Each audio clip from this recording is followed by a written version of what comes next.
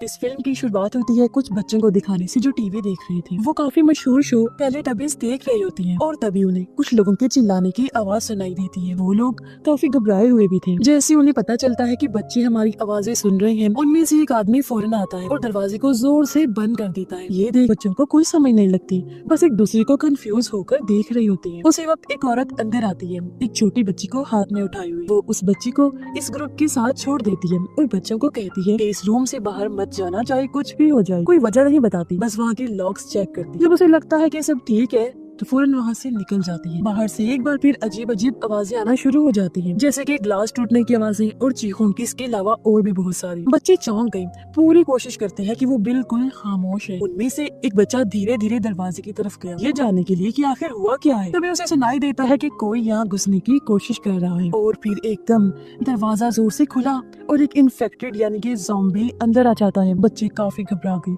वो डर की वजह से सुन हो गई थी। जो बच्चा दरवाजे के पास गया उसकी तो हालत खराब हो जाती है। वो बस देख रहा होता है कि क्रिएचर्स अटैक कर रहे हैं। फिर वो गिर जाता है। उसे अपनी मॉम बाहर नजर आती है तो वो उनकी तरफ भागता है, लेकिन जैसे उसकी मॉम एक ज़ॉम्बी को देखती है वो फौरन दरवाजा बंद कर देती है ताकि उस बच्चे को कुछ ना हो। डरते हुए लड़का ऊपर की तरफ भागा, लेकिन वहाँ भी कई सारे इन्फेक्टेड लोग थे, कहीं भी कोई सेफ जगह नहीं बची। उसका अपना घर भी इन ज़ॉम्बी से घिरा हुआ था। वो अफरा तफरी की वजह से काफी तेज भागता है, गिरता भी है, लड़खड़ाता भी है, लेकिन रुकता नहीं। जिसके बाद वो एक पुराने चर्च के सामने जाके रुकता है। पता चलता है कि इस बच्चे का नाम टिमी है। जिसके बाद वो फूली हुई सांस के साथ अंदर आता है, देखता है कि उसके डैड वहाँ खड़े हैं जो चर्च के प्रीस्ट हैं। ऐसा लग रहा था जैसे वो इसका ही इंतजार कर रहे हैं। उसके अंदर कोई डर खौफ नहीं था, वो एकदम शांत खड़े हुए। बच्चे ने जो भी देखा वो अपने डैड को बताने की कोशिश करता है, लेकिन उसके डैड ने बीच में ही रोककर कहा कि मैं सब जानता हूँ और इस चीज को कबूल भी कर चुका हूँ। फिर वो अपनी माला निकाल कर बच्चे के हाथ में देकर कहता है कि छुप जाओ। बच्चा उसकी बात मानकर छुप गया और तभी बहुत सारे ज़ॉम्बीज़ दरवाजा तोड़ते हुए तेजी से अंदर घुस आते हैं। प्रीस्ट जरा भी नहीं हिलता, वो वहीं खड़ा रहा। तब ज़ॉम्बीज़ उसे भी काट लेते हैं और अब वो भी उनके जैसा ही इन्फेक्टेड बन गया था। बच्चा जो छुपा हुआ था सही टाइम का इंतजार कर रहा होता है। फिर वो फौरन वहाँ से निकलकर बिना चर्च की तरफ देखे फौरन वहाँ से भाग जाता है। माला उसने जोर से पकड़ी हुई थी, जैसे यही उसकी आखिरी उम्मीद हो। फिर बताया जाता है कि कुछ इस तरह ये ज़ॉम्बी वायरस फैला जिसका नाम रेज वायरस है और इसने पूरे ही मुल्क को अपनी चपेट में ले लिया है। फिर यूरोप ने पूरे आइलैंड को अलग कर दिया, सख्त लॉकडाउन लगा दिया, ना कोई अंदर आ सकता है ना कोई बाहर जा सकता है। ऐसे फिर 28 साल गुजर जाती। जो सर्वाइवर्स हैं यानी जिंदा बचे लोग हैं बड़ी मुश्किल से जिंदगी गुजार रहे हैं। उन्हीं छोटी आउटपोस्ट में से एक बाप अपने बेटे को उठाता है, कहता है कि बेटा आज बड़ा दिन है। बेटा जिसका नाम स्पाइक है फौरन उठता है और अपना बैग उठाता है। बाकी लोग भी वही कर रहे होते हैं, यानी कि तैयार हो रहे हैं। हर किसी के हाथ में कुछ न कुछ ऐसा है जो उन्होंने खुद बनाया। ये सब हथियार हैं, जैसे कि नेजा, चाकू और तीर कमान, लेकिन यहाँ गन्स नहीं है। सब हाथ की बनाई हुई उनकी चीजें हैं जो पुराने दौर के तरफ इशारा कर रही हैं। इससे ये भी जाहिर होता है कि वो थोड़ी सी चीजों के साथ कितना अच्छा गुजारा करते हैं। यहाँ स्पाइक के पास तीर कमान, एक तेज खंजर और एक डॉल है जिन्हें वो हमेशा अच्छे से रखता है। हालांकि ये लड़ाई में काम नहीं आने वाली थी, लेकिन वो पुरानी दुनिया का एक टुकड़ा है जिसे वो छोड़ना नहीं चाहता। स्पाइक किचन में जाता है जहाँ उसके डैड का साथी जो उनका पड़ोसी भी था, वो बूढ़ा आदमी था, नाश्ते के लिए उसका इंतजार कर रहा होता है। तभी उसकी मॉम की आवाज आई जो बीमार होती है। उसके डैड जिनका नाम जिमी है अपनी वाइफ के रूम की तरफ जाते हैं। स्पाइक भी उनके पीछे पीछे चला गया। मॉम सॉरी बोलती है कि उन्हें परेशान किया मैंने। स्पाइक को गले लगाकर कहते हैं कि सुबह से उसका सर बहुत दर्द कर रहा है। वो मजबूत रहने की कोशिश करती है लेकिन कमजोरी उसके चेहरे पर साफ साफ नजर आती है। जेमी प्लान समझाता है कि वो लोग ये जमीन छोड़ रहे हैं। मॉम घबरा कर कहती है कि हमारा बेटा सिर्फ 12 साल का है, वो खुद भी बिल्कुल ठीक नहीं है, लेकिन जेमी उसकी एक बात नहीं सुनता और वो रूम से निकल जाता है। जबकि स्पाइक थोड़ी देर और मॉम के साथ रुकता है। वो अपनी मॉम को अच्छे से शांत करने की कोशिश करता है, जैसे उसके डैड मॉम को कभी नहीं कर पाए शांत। अब यहाँ से निकलने से पहले स्पाइक अपनी मॉम को खाने की एक चीज रुमाल में लपेट कर देता है और उनसे झूठ बोल देता है कि मैं स्कूल जा रहा हूँ, इसीलिए वो उसकी बात का यकीन कर लेती है। गांव से निकलने से पहले स्पाइक को उसका पड़ोसी उसका पहला कमान देता है। ये सिर्फ एक हथियार नहीं, एक निशान है जिस बात की तरफ इशारा था कि स्पाइक अब कुछ बड़ा करने जा रहा है। जब स्पाइक और उसके डैड जेमी गांव से निकलते हैं तो लोग घरों से बाहर निकलकर उनका हौसला बढ़ाने के लिए चिल्लाने लगते हैं। कोई हंस नहीं रहा था, सब सीरियस थे क्योंकि सब जानते थे कि ये मिशन है जिसमें बहुत ज्यादा रिस्क भी है और इसके पीछे वजह भी है। जब वो लोग गेट तक पहुँचते हैं जहाँ सेफ जोन खत्म होता है और असली दुनिया शुरू हुई तो कम्युनिटी लीडर आती है। मेन लैंड तक चले गए तो बस वापस आने का कोई चांस नहीं होगा, क्योंकि तुम्हें बचाने कोई नहीं आएगा। तुमसे पहले भी बहुत सारे लोग वहाँ पर जा चुके हैं, लेकिन कोई भी बचकर वापस नहीं आया। फिर उन्हें समंदर के बीच एक खुफिया रास्ते का पता चलता है। जब समंदर का पानी थोड़ा कम होता है तभी वो रास्ता नजर आता है और अब ये लोग उस रास्ते में चल देते हैं। कुछ ही देर बाद ये समंदर का वो रास्ता पार कर ही लेते हैं और मेन लैंड तक पहुंच जाते हैं, जहां उनको जाना था, जहां उनकी मंजिल थी। लेकिन जैसे ही पानी का लेवल ऊपर आया वो रास्ता फिर झुक जाता है, यानी कि इस हालत में कोई उसे क्रॉस नहीं कर सकता। जैसे वो लोग आगे बढ़ते हैं एक अजीब सा गाना उन्हें सुनाई देता है और तभी ये लोग बहुत सारे इन्फेक्टेड ज़ॉम्बीज़ को देखते हैं जो बहुत डरावने लग रहे थे, क्योंकि उनकी हड्डियां बाहर निकली हुई, स्किन बुरी तरह खींची हुई थी और आंखें भी बहुत रॉन्ग। और यही क्रिएचर्स हैं जिनका स्पाइक को सामना करना है। उसका मिशन बिल्कुल साफ है, उसे एक इन्फेक्टेड को गिराना था, जो कि टेस्ट होगा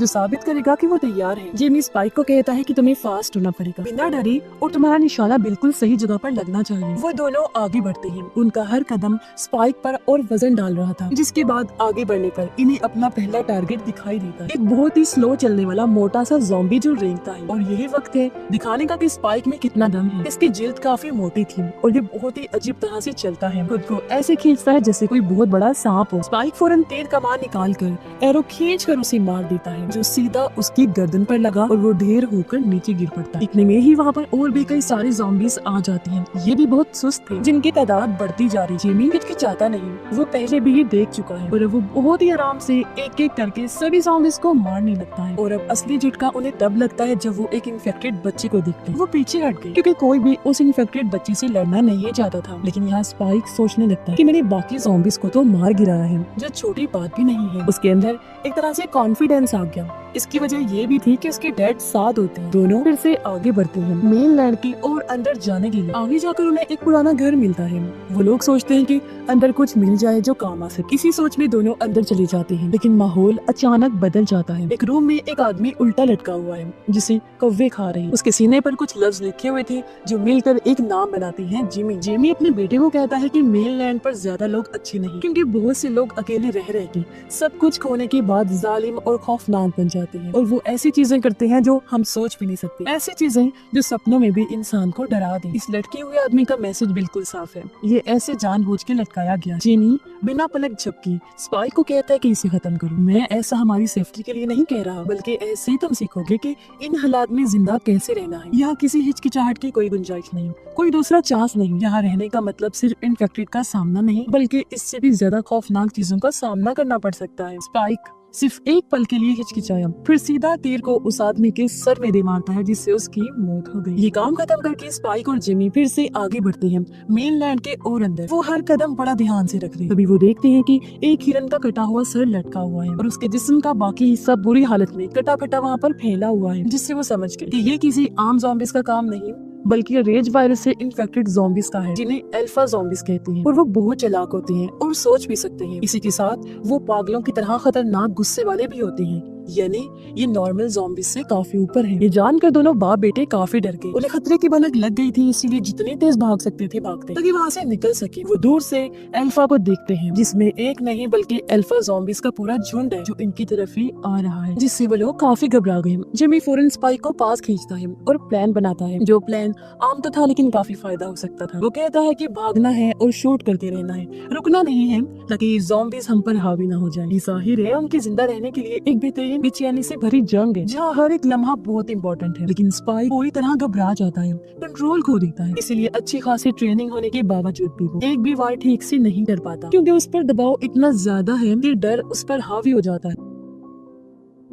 मुसीबत की बात तो ये थी कि इन्फेक्टेड बहुत तेजी से एक झुंड की सूरत में उनके करीब आ रही है, और अब जिमी और स्पाइक को जो भी तरीका मिलता है उसी से ही उन्हें हमले का जवाब देना पड़ता है। लेकिन ज़ॉम्बीज़ इतनी ज्यादा है कि सारी सूरत-ए-हाल एकदम कंट्रोल से बाहर हो जाती है। घबराहट में जिमी और स्पाइक बड़ी मुश्किल से भागकर वापस उस पुराने घर के पास पहुंचते हैं और बड़ी मुश्किल से अंदर घुसते हैं। उन्होंने खुद को एटिक में लॉक कर दिया था। भारी चीजें, फर्नीचर, जो कुछ भी मिलता है उन्हें खींच कर दरवाजों और खिड़कियों पर लगा देती है। एक तरह से उन्होंने हिफाजती बैरियर बना दिया। इसी दौरान पास वाली पहाड़ी से अल्फा ज़ॉम्बीज उन्हें देख रही थी। उनकी मौजूदगी से उन्हें भी खतरे का एहसास हो चुका था और कोई रास्ता ना होने की वजह से वो फैसला करते हैं कि यही एटिक में रात गुजारें जब तक सूरत-ए-हाल कंट्रोल में नहीं आ जाती, क्योंकि दोनों को पता है कि अभी आइलैंड वापस जाना किसी खतरे से खाली नहीं है, क्योंकि खतरा इतना ज्यादा है कि अभी अगर उन्होंने निकलने की कोशिश की तो उनकी मौत। फिर जैसे अंधेरा हुआ वो बोन फायर को जलता हुआ देखते हैं। स्पाइक पूछता है कि ये सारा चक्कर क्या है। जेमी कहता है कि मुझे भी नहीं पता, हालांकि मैं पहले भी यहाँ पर आ चुका हूँ, लेकिन मुझे इस सूरत-ए-हाल का कोई अंदाजा नहीं। इसी रात स्पाइक को एक बुरा सपना आता है। वो देखता है कि उसकी माँ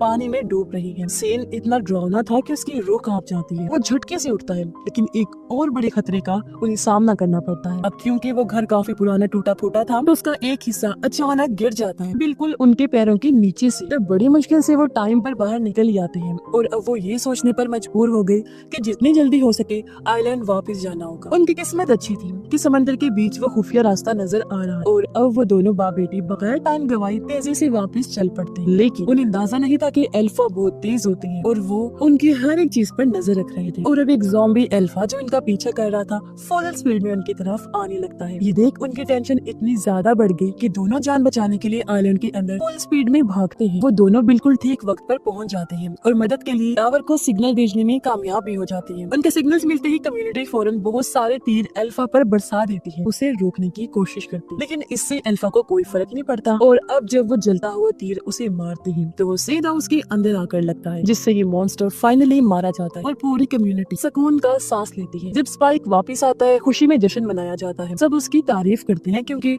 वो आइलैंड से बाहर ज़ॉम्बीज को मारने की मिशन पर पहली बार गया था और जिंदा लौट कर आया। जेमी भी अपने बेटे की बहादुरी की खूब तारीफें करता है। उनकी मिशन ट्रिप की हर छोटी से लेकर बड़ी डिटेल बता रहा होता है कि कैसे स्पाइक ने चीजों को हैंडल किया जब चीजें बहुत खतरनाक हो गई। अपने बेटे पर उसे फख्र हो रहा था। उसकी कोशिश थी कि सबको पता चले कि उसका बेटा कितना बहादुर और ज़हीन है। लेकिन पार्टी के बीच में ही स्पाइक एक ऐसी चीज देखता है जो उसे हैरत में डाल देती है। वो देखता है कि उसके डैड चुपके से एक दूसरी औरत के साथ वहाँ से निकल गए हैं। उसे बुरा भी लगा और दुख भी होता है। समझ नहीं आती कि उसे क्या करना चाहिए और अब वो बिना कुछ कहे अकेला घर वापस चला जाता है। जब वो घर पहुँचता है तो उसका पड़ोसी पहले से ही स्पाइक का इंतजार कर रहा था। उसे देख पड़ोसी फौरन समझ जाता है कि कुछ गलत है और वो स्पाइक को शांत करने की कोशिश करता है। स्पाइक उसे बताता है कि उसे अपनी मॉम की बहुत फिक्र है, लेकिन वो बेहतर होने के बजाय दिन ब दिन और बीमार होती जा रही है और ये बात स्पाइक को अंदर से तोड़ रही है। तब पड़ोसी उसे एक डॉक्टर के बारे में बताता है जो कभी अपनी काबिलियत की वजह से मशहूर था, जो शायद स्पाइक की मॉम की मदद कर सकता था। लेकिन वो डॉक्टर सालों पहले सबसे अलग हो गया,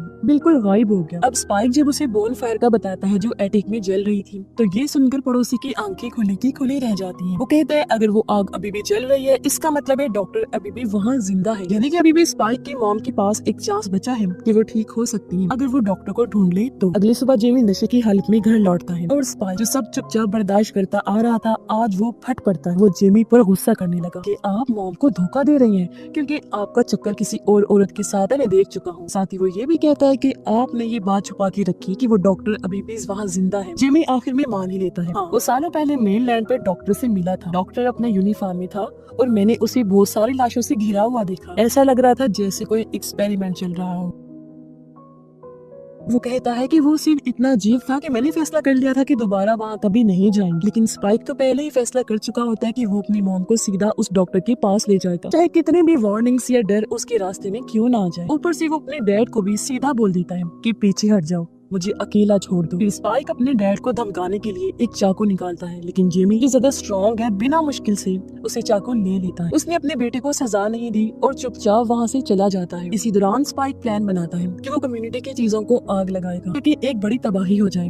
फिर धुआं और अफरा तफरी उसे सबसे अच्छा मौका देते हैं ताकि वो अपनी मॉम को लेकर चुपके से मेनलैंड की तरफ निकल जाए। वो तेजी से अपनी मॉम को लेकर वहाँ से निकल जाता है। उसकी मॉम जो अपनी बीमारी से लड़ रही थी, जब उन्हें एहसास हुआ कि वो कहाँ है तो वो काफी घबरा जाती, लेकिन स्पाइक उन्हें तसल्ली देते हुए कहता है कि सब ठीक हो जाएगा। उसकी सिर्फ एक ही ख्वाहिश है डॉक्टर तक पहुँचना ताकि उसकी माँ ठीक हो सके। जैसे ही रात हुई वो थोड़ा ब्रेक लेने के लिए एक जगह पर रुक जाती है, लेकिन उसी रात एक अजीब सा ज़ॉम्बी जो घिसटता है, जायंट जैसा है, यानी कि उसका साइज बहुत बड़ा है, वो चुपके से बिल्कुल करीब आ जाता है। जब वो स्पाइक पर अटैक करने ही वाला होता है, जो गहरी नींद में सो रहा था, तो ठीक टाइम पर उसकी मॉम आकर ज़ॉम्बी पर हमला करके उसे मार देती है और इस तरह स्पाइक की जान बच पाती है। इसी दौरान मेनलैंड के किसी और हिस्से में सोल्जर्स का ग्रुप ज़ॉम्बी से बचने की कोशिश कर रहा होता है। उनके पीछे एक नया अल्फा लगा हुआ था। वो इतना घबराए हुए थे कि सोल्जर्स एक एक करके गिरते जाते हैं। ज़ॉम्बीज उन पर खतरनाक हमला कर देता है, जिससे वो बच नहीं पाते और आखिर में सिर्फ एक सर्वाइवर बचता है, जो बिल्कुल अकेला रह गया था। हालांकि वो जख्मी था पर बड़ी मुश्किल से जिंदा था। इसके बाद हमें पता चलता है कि उनमें से एक ज़ॉम्बी औरत प्रेग्नेंट है। स्पाइक और उसकी मॉम मेनलैंड पर अपना सफर जारी रखते हैं। कभी कभी उनका सफर खतरनाक भी होता है, जैसे उसकी बीमार माँ को अजीब ख्याल आने लगते हैं। इन ख्यालों से बाहर आकर वो गहरी सोच में डूबी होती है, अपनी जिंदगी की छोटे छोटे पलों को याद करती है। वो टाइम जब ज़ॉम्बी वायरस नहीं आया। दूर से स्पाइक एक और ज़ॉम्बी को देखता है जो घिसट कर आ रहा है और ये ज़ॉम्बी किसी ड्रैगन की तरह घसीट रहा था। स्पाइक बिना सोचे समझे एक एरो चलाता है और उसे मार गिराता है, लेकिन उसके गिरने की आवाज इतनी तेज थी कि आसपास की दूसरी ज़ॉम्बीज का ध्यान फौरन उस तरफ चला जाता है। कुछ ही सेकंड्स में स्पाइक और उसकी मॉम के पीछे ज़ॉम्बीज का एक झुंड पड़ जाता है जो बहुत तेजी से आ रही थी और जल्द ही उनके करीब पहुंच जाते हैं। अब वो लोग छुपने के लिए जगह ढूंढने लगे और सालों से खाली पड़े गैस स्टेशन में घुस जाते हैं। ये पूरी जगह गैस से भरी हुई, सांस लेना भी मुश्किल हो रहा था। सूरत हाल तब खराब हो जाती है जब ज़ॉम्बी स्टेशन के अंदर घुसने लगी। जब लगता है कि अब सब कुछ खत्म हो जाएगा, एक सोल्जर अचानक से आ जाता है। वो इन्फेक्टेड को आग लगा देता है और बिल्कुल ऐन वक्त पर स्पाइक और उसकी मॉम की जान बच पाती है। वो इन्हें बताता है कि मैं किसी तरह बच गया था, लेकिन साथ ही एक बुरी खबर सुनाता है कि एक बार आइलैंड पर कदम रख दो, वापस निकलना मुश्किल ही नहीं नामुमकिन है। रोड्स फुल उनकी नजरों में आई हुई हैं, फिर बिल्कुल क्रॉस नहीं किया जा सकता, कोई रास्ता नहीं है वापसी का। जब वो तीनों आगे बढ़ते हैं तो स्पाइक की माँ थोड़ा अच्छा महसूस करती है और इन्हें तभी सामने एक ट्रेन दिखाई देती है। अंदर आकर वो देखते हैं कि यहाँ वो प्रेग्नेंट ज़ॉम्बी औरत है जो पहले स्पाइक ने देखी। वो चुपचाप बैठी किसी भूत जैसी लग रही थी। स्पाइक की मॉम फैसला करती है कि बच्चा पैदा करवाने में उसकी मदद करेंगे। कुछ ही देर में वो एक बच्चे को जन्म देती है जो काफी सेहतमंद था और अब वो ज़ॉम्बी औरत उठते ही इन पर हमला कर देती है। तब सोल्जर बिना टाइम गवाए ज़ॉम्बी औरत को मार देता है। सोल्जर स्पाइक की मॉम को कहता है कि बच्चे को छोड़ दो, ये मॉन्स्टर है और हमारे लिए खतरा साबित हो सकता है, लेकिन स्पाइक की मॉम उसका ख्याल रखती है इस यकीन के साथ कि बच्चा हमें कोई नुकसान नहीं पहुंचा सकता। तभी एक और अल्फा आ जाता है और बुरी तरह सोल्जर पर हमला करके उसका सर फाड़ कर अलग कर देता है। ये देख दोनों माँ बेटा फौरन वहाँ से भाग जाते हैं। हालांकि क्रिएचर उनका पीछा करता है। जैसे वो पकड़े जाने वाले होते हैं, अचानक वही डॉक्टर सामने आ जाता है। वो अल्फा पर सीधा शूट करता है जिससे उसकी मौत हो जाती है और अब डॉक्टर स्पाइक और उसकी मॉम को लेकर अपने खुफिया ठिकाने पर आता है जो जंगल के बीचों बीच था। फिर डॉक्टर उन्हें अपनी सारी चीजें दिखाता है, साथ ही वो अपनी बॉडी पर आयोडीन रगड़ने लगा। डॉक्टर कहता है कि आयोडीन एक हिफाजती बैरियर का काम करता है क्योंकि वायरस इसे बिल्कुल बर्दाश्त नहीं कर पाता, उसके लिए ये चीज जहर है। वो कहता है कि मैं ऐसा हर रोज करता, जब तो अब तक बचा हुआ हूँ। फिर डॉक्टर उन्हें सोल्जर का सर देते हुए कहता है कि इसे उस अजीब पिरामिड जहाँ बाकी सर पड़े हैं वहाँ रख दो। तब स्पाइक उसकी बात मान लेता है। फिर डॉक्टर बेबी को चेक करने लगा और जानकारी देता है कि बच्चा इन्फेक्टेड नहीं है। इससे वो काफी खुश हो गया क्योंकि ये डिस्कवरी उसे काफी पसंद आई। इसके बाद वो स्पाइक की मॉम का चेकअप करने लगा। वो उसे अच्छे से देख रहा होता है और उसके चेहरे के तासुरात अचानक सीरियस हो जाते हैं। एक टेंशन भरी खामोशी के बाद आखिर डॉक्टर बोल पड़ा, खबर देता है कि स्पाइक की मॉम की बीमारी बहुत ज्यादा बढ़ चुकी है। वायरस ने उसके जिस्म और दिमाग दोनों को तबाह कर दिया है। स्पाइक की मॉम को कैंसर है और उनकी हालत बहुत खराब है। वो कहता है कि ये दिमाग से शुरू हुआ था, फिर पूरी बॉडी में फैलकर उसे धीरे धीरे अंदर से तोड़ रहा है। ये बिल्कुल क्लियर नहीं है कि ये सब कहाँ से शुरू हुआ है, लेकिन एक बात पक्की है, जो बहुत बुरी खबर है कि इस बीमारी का कोई इलाज नहीं है। चाहे कितनी भी कोशिश क्यों ना करे, कोई उसकी बीमारी को हल्का सा भी ठीक नहीं कर सकता। स्पाइक डॉक्टर से उम्मीद रखता है कि वो उसकी मॉम को बचा लेगा, लेकिन उसकी मॉम तो अंदर ही अंदर कब से ये महसूस कर रही थी कि मैं मरने वाली हूँ। वो उस कड़वे सच को कबूल करती है और फैसला करती है कि मौत का सामना करूंगी, भागूंगी नहीं, क्योंकि सबको ही एक दिन मरना है जो हकीकत। इस दौरान स्पाइक को बेहोश किया गया, उसे एक इंजेक्शन दिया गया ताकि वो अपनी मॉम को अपनी आंखों के सामने मरता हुआ ना देखे, क्योंकि शायद वो तकलीफ बर्दाश्त नहीं कर पाएगा। जब वो फाइनली उठता है